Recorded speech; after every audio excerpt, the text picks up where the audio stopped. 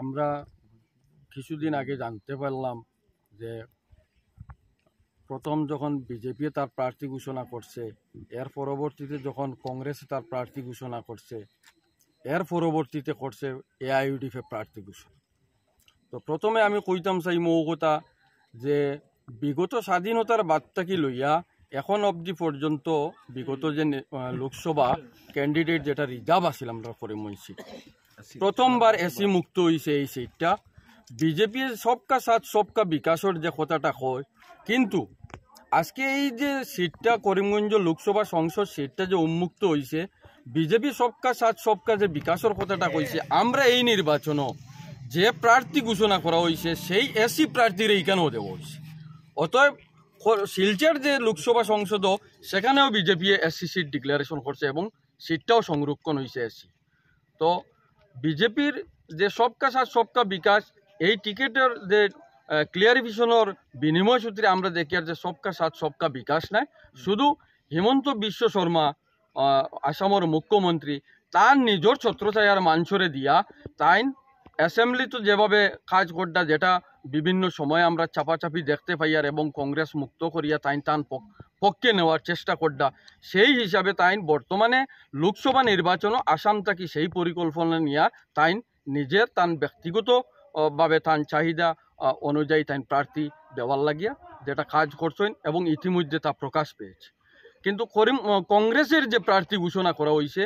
বিগত নির্বাচনও যে ক্যান্ডিডেট কংগ্রেসে প্রার্থী প্রক্ষেপ করছিল আজকে সে বিজেপিতে চলে গেছে, এবং পাতারকান্দির যে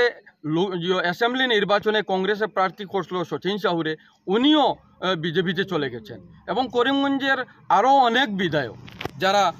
দুইজন বিধায়ক আছেন, একজন সাউথ করিমগঞ্জ এবং নর্থ করিমগঞ্জ, ওনারাও বিজেপিকে সমর্থন করেছেন, যেটা প্রমাণ মিলছে যে ওনারা দাদা ব্রিগেডের লোক ছিলেন এবং বর্তমানে ওনারা দাদা ব্রিগেডে চলে গেছেন। আমাদেরকে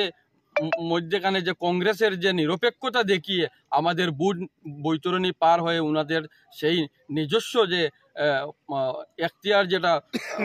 পরিকল্পনা ভিতরে ছিল সেটা ইতিমধ্যে প্রকাশ পেয়েছে, এবং বর্তমানে কংগ্রেসের কোনো অস্তিত্ব নাই, যেটা আসামে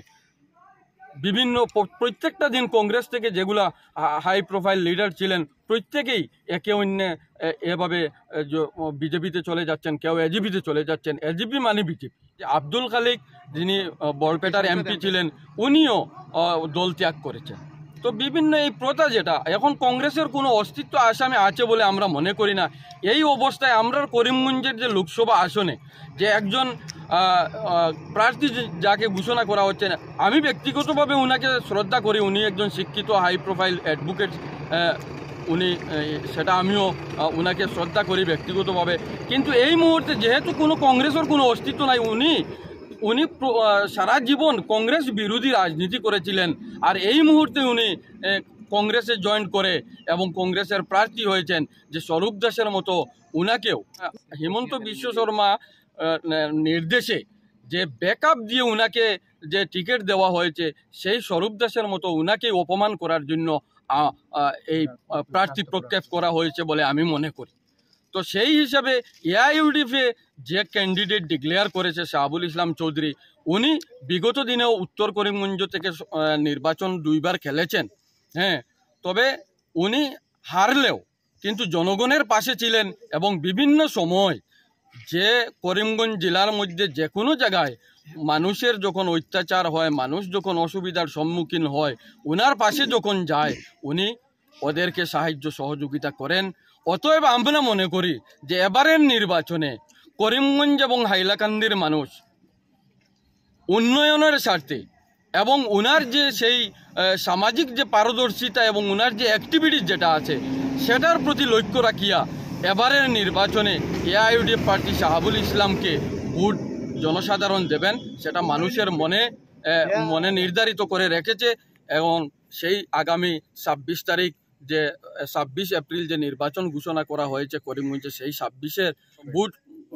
প্রক্রিয়া হবে, সেই ভোটের ফলাফল প্রকাশ পাবে এবং শাহাবুল ইসলাম চৌধুরী জয়ী হবেন, এটা আমরা আশাবাদী। এবং আমরা করিমগঞ্জ এবং হাইলাকান্দিবাসী জনসাধারণকে আমরা আহ্বান করছি যে আমরা এবার বহুত নির্বাচনে আমরা অংশগ্রহণ করছি, কিন্তু এবারের নির্বাচনে একজন স্বচ্ছ এবং ভাবসম্পন্ন ব্যক্তি শাহাবুল ইসলাম চৌধুরীকে ভোট দেওয়ার আহ্বান রাখিয়া আমি সকলকে ধন্যবাদ জানাইয়া